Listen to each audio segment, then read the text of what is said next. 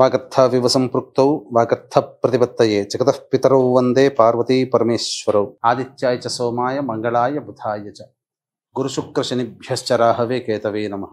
శృంగేరి జగద్గురు పీఠాధిపతులకి కంచి పీఠాధిపతులకి నమస్కారములు తెలియజేసుకుంటూ కార్యక్రమాన్ని ప్రారంభిద్దాం. ద్వాదశ రాశులలో భాగంగా మే 18వ తారీఖు నుంచి 31వ తారీఖు వరకు ఈ 12 రాశుల వారికి ఏ విధంగా ఉండబోతుందో తెలుసుకునే ముందు గ్రహ సంచారం గురించి తెలుసుకుందాం. మేషంలో బుధుడు, వృషభంలో రవి, మిథునంలో గురువు, అలాగే కర్కాటకంలో కుజుడు స్తంభించి ఉండడం.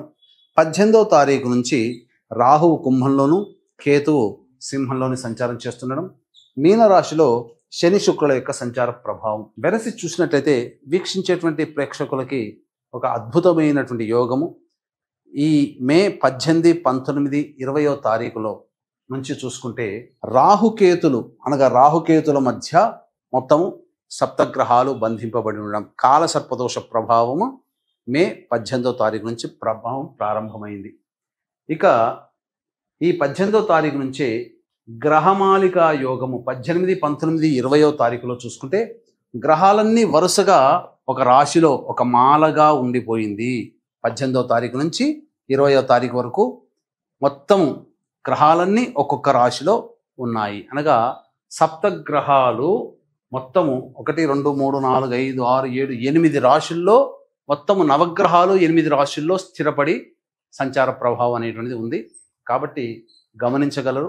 మే 18వ తారీఖు నుంచి 31వ తారీఖు వరకు కూడా వృశ్చిక రాశిలో జన్మించినటువంటి వారికి ఏ విధంగా ఉండబోతుందో తెలుసుకుందాం. గ్రహ సంచార రీత్యా చూసినట్లయితే శని పంచమ స్థానంలో, శుక్రుడు పంచమ స్థానంలో యోగ కారకత్వాన్ని కలగజేస్తున్నాడు.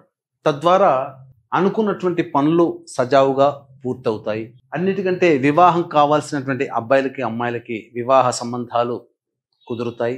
ముఖ్యంగా పొరపచ్చాలు వచ్చి దూరంగా ఉన్నటువంటి వ్యాపార భాగస్వాములు కావచ్చు, జీవిత భాగస్వాముల వారు కావచ్చు, మళ్ళీ ప్రయత్నం చేస్తే దగ్గరయ్యే అవకాశాలు ఈ వృశ్చిక రాశిలో జన్మించినటువంటి వారికి గోచరమవుతున్నాయి. ఇక ప్రధానంగా ధనపరమైనటువంటి సమస్యలన్నీ కూడాను తీరుతాయి, అందులో సందేహం లేదు.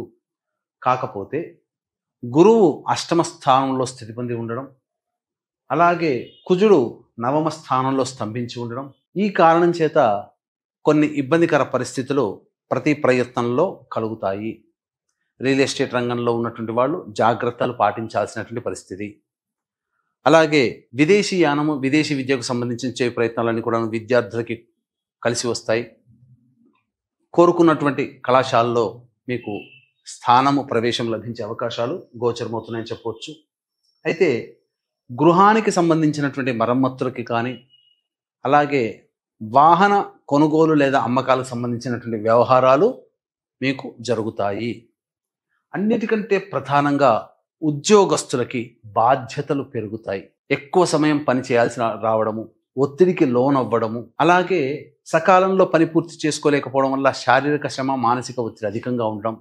కాబట్టి మనస్సుని ప్రశాంతంగా ఉంచుకునే ప్రయత్నం చేయండి.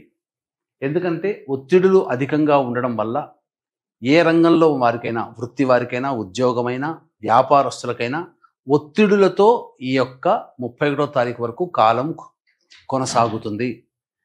అలాగే ప్రధానంగా చూసుకున్నట్లయితే ఏతావాత కాలసర్పదోష ప్రభావం కూడా ఈ వృశ్చిక రాశి వారికి కొంత ఇబ్బందికర పరిస్థితులు కొని తెచ్చుకొని వస్తాయి. కాబట్టి జాగ్రత్తలు పాటించాల్సినటువంటి పరిస్థితి. అన్ని రంగాలలో ఉన్నటువంటి వాళ్ళకి ప్రధానంగా మిశ్రమమైనటువంటి ఫలితాలు కలుగుతాయి.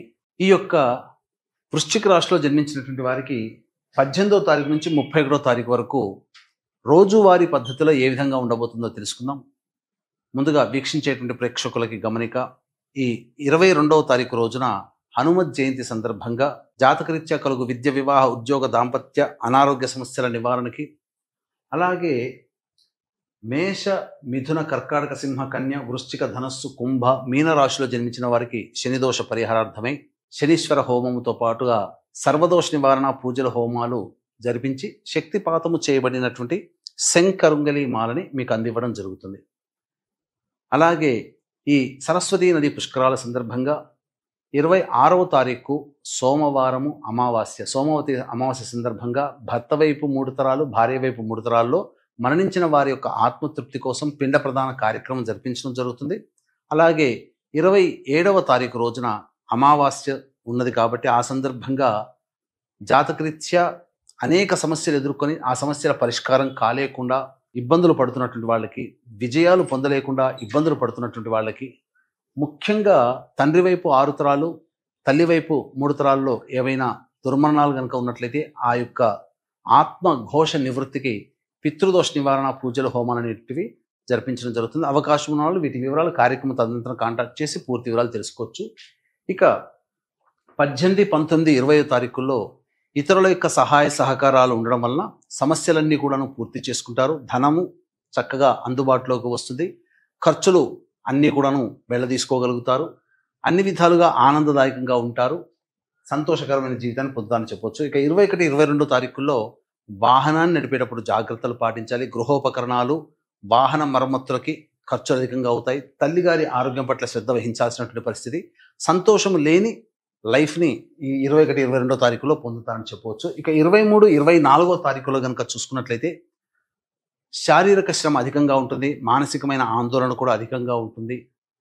అనారోగ్యం చేసే లక్షణాలు ఉంటాయి కాబట్టి జాగ్రత్తలు పాటించండి. అన్ని విధాలుగా ప్రశాంతంగా ఉండడానికి ప్రయత్నం చేయండి. ఇక 25, 26, 27, 28 తారీఖుల్లో నిరుద్యోగస్తులకి ఉద్యోగం లభించే అవకాశం గోచరమవుతుంది. ధనపరమైనటువంటి సమస్యలు తీరుతాయి. ఖర్చులకు మించిన ఆదాయం లభించడం ద్వారా అన్ని రకాలుగా సంతోషంగా ఉంటారని చెప్పవచ్చు. ఇక 29, 30, 31 తారీఖుల్లో ముఖ్యంగా జాగ్రత్తలు పాటించండి. ఖర్చులు అధికంగా ఉంటాయి. మనస్సు ప్రశాంతంగా ఉండదు. ఒక ఆందోళనగా ఉంటుంది. ఏదో ఒక జిగ్జాగ్ లాగా ఉంటుంది. ఏ పని చేయాలన్నా సంతోషముగా ఉండదు. కాబట్టి జాగ్రత్తలు పాటించండి.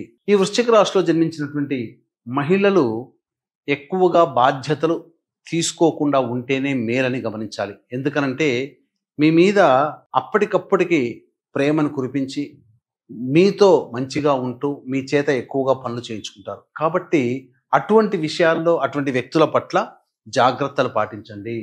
ముఖ్యంగా సంతానము మీకు ఆనందకరమైనటువంటి వార్తలు కలగచేస్తారు. అనగా ఏంటి? సంతానం యొక్క అభివృద్ధి, సంతానం యొక్క పెరుగుదల, వాళ్ళ యొక్క జీవితంలో మంచి సాధించడం మీకు కొంత సంతోషాన్ని, ఆనందాన్ని కలగజేస్తుంది. ఇక అన్నిటికంటే ముఖ్యంగా వివాహం కావాల్సినటువంటి అమ్మాయిలు బాగా కష్టపడితే తప్ప సంబంధాలు కుదిరే అవకాశం ఉండదు. సంతానం కోసం ఎదురు చూసేటువంటి మహిళలకి చక్కటి సంతాన ప్రాప్తి కలుగుతుంది. ముఖ్యంగా వృత్తిలో మరియు వ్యాపార రంగంలో ఉన్నటువంటి మహిళలు ధనపరమైనటువంటి విషయాల్లో జాగ్రత్తలు పాటించండి. ఉద్యోగస్తులు, ఉద్యోగినులు ఎవరైతే ఉంటారో మహిళలు, వాళ్ళు కొత్త ఉద్యోగం కోసం వెతుకోవడం కంటే ఉన్న ఉద్యోగంలోనే గనక ఉన్నట్లయితే చాలా మటుకు ప్రశాంతంగా జీవిస్తారు. ఎందుకంటే సమయం అనుకూలంగా లేదు అని గమనించగలరు. ఈ యొక్క వృశ్చిక రాశిలో జన్మించినటువంటి వారికి సమస్యలు కలిగినప్పుడు ఆ సమస్యల పరిష్కారం కోసం ప్రతిరోజు దత్త అష్టకం, కాలభైరవాష్టక పారాయణం రోజుకి 3 సార్లు పఠించండి. ఇప్పుడు చెప్పినటువంటి సమస్యల కంటే ఇంకా విభిన్నంగా మీ యొక్క జన్మ జాతకాలు కనుక ఉన్నట్లయితే మీ జీవితంలో నడుస్తున్నటువంటి దశాంతర దశల ప్రభావాలు కావున దగ్గరలోని మంచి ఉపాసనా పరులైనటువంటి జ్యోతిషుని సంప్రదించి వారి సలహాలు, సూచనలు పాటించండి. అలాగే ఈ సంబంధించినటువంటి సోమవతి అమావాస్య సందర్భంగా పితృదోష నివారణ పూజలు, హోమాలు, అలాగే సరస్వతి పుష్కరాల సందర్భంగా పిండ ప్రదాన కార్యక్రమాలు మరియు హనుమత్ జయంతి సందర్భంగా శక్తిపాతము చేయబడినటువంటి శంకరంగలి మాలని సర్వదోష నివారణ పూజల హోమాల్లో భాగంగా చేయించి ఇవ్వడం జరుగుతుంది. అవకాశం ఉన్న వాళ్ళు కార్యక్రమం తదనంతరం కాంటాక్ట్ చేసి పూర్తి వివరాలు తెలుసుకోవచ్చు. సర్వం శ్రీ ఉమామహేశ్వర పరబ్రహ్మార్పణమస్తు.